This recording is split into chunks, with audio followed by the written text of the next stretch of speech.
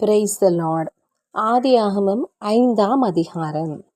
ஆதாமின் வம்ச வரலாறு.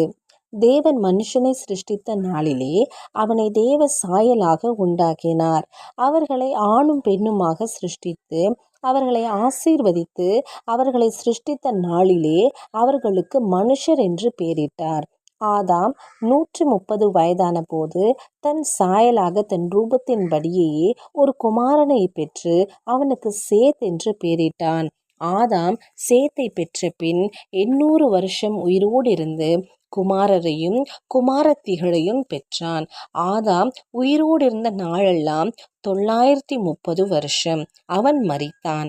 சேத் 105 வயதான போது ஏனோசை பெற்றான். சேத் ஏனோசை பெற்ற பின் 807 வருஷம் உயிரோடு இருந்து குமாரரையும் குமாரத்திகளையும் பெற்றான். சேத்துடைய நாளெல்லாம் 912 வருஷம். அவன் மரித்தான். ஏனோஸ் 90 வயதான போது கேனானை பெற்றான்.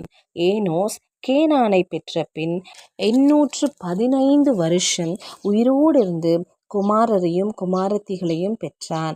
ஏனோசுடைய நாளெல்லாம் 905 வருஷம். அவன் மரித்தான்.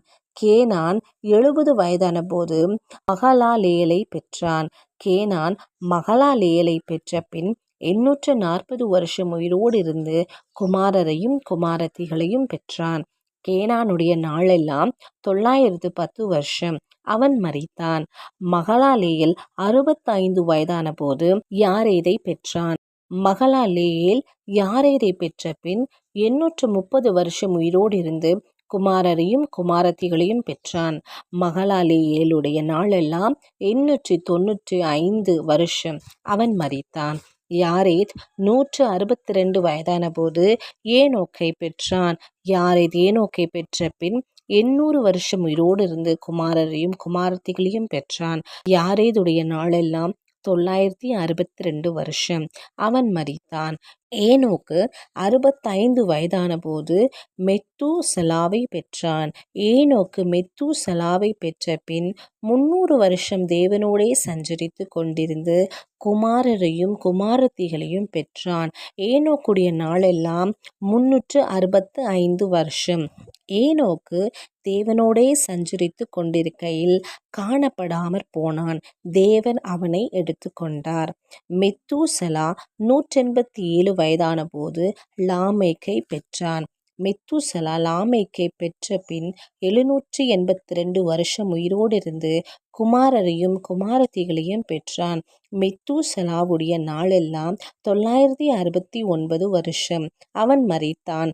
லாமேக்கு 182 வயதான போது ஒரு குமாரனை பெற்று கர்த்தர் சபித்த பூமியிலே நமக்கு உண்டான வேலையிலும் நம்முடைய கைகளின் பிரயாசத்திலும் இவன் நம்மை தேற்றுவான் என்று சொல்லி அவனுக்கு நோவா என்று பெயரிட்டான். லாமேக்கு நோவாவை பெற்ற பின் 595 வருஷம் உயிரோடு இருந்து குமாரரையும் குமாரத்திகளையும் பெற்றான். லாமேக்குடைய நாளெல்லாம் 777 வருஷம். அவன் மரித்தான். நோவா 500 வயதான போது சேம், காம், யாபேத் என்பவர்களை பெற்றான்.